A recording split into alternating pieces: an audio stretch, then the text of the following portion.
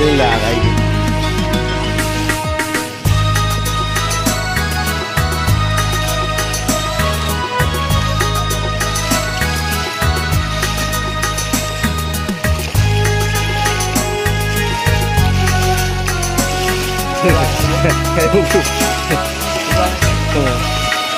La ilaha illallah.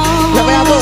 Ulah pakaian hamba, tabah di Nabi dua di Tuhan, tangke bungungnya di dalam dada, tabah di Nabi dua di Tuhan, tangke bungungnya di dalam dada.